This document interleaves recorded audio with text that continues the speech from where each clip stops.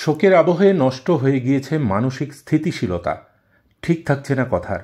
একসময় একরকম ভাবছেন, তো পরক্ষণেই অন্যরকম মেজাজ।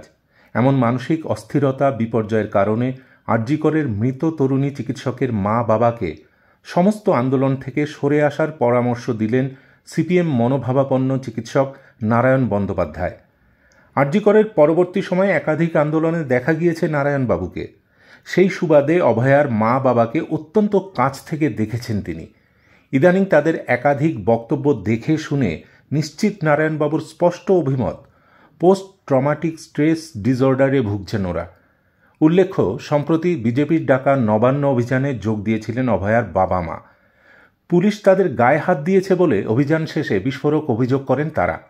যদিও তেমন কোনো ভিডিও অথবা ছবি প্রকাশ্যে আসেনি, তারই মধ্যে চিকিৎসক নারায়ণ বন্দ্যোপাধ্যায় এই অকপট উপদেশ ভাবাচ্ছে সকলকেই।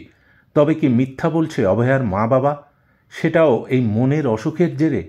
যদিও এতে তাদের দোষ দেখছেন না চিকিৎসক, বরং যে সমস্ত রাজনৈতিক দল তাদের জোর করে মিছিল মিটিংয়ে নিয়ে যাচ্ছেন তাদেরই বারণ করেছেন তিনি।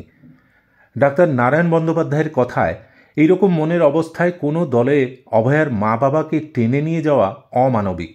সম্প্রতি তৃণমূলের রাজ্য সাধারণ সম্পাদক কুণাল ঘোষকে নিয়েও অভিযোগ করেছেন অভয়ার মা বাবা, যার সমর্থনে কোনো তথ্য প্রমাণ দেননি। বলেছেন কুণাল ঘোষ সিজিওতে গিয়ে সেটেল করেছেন।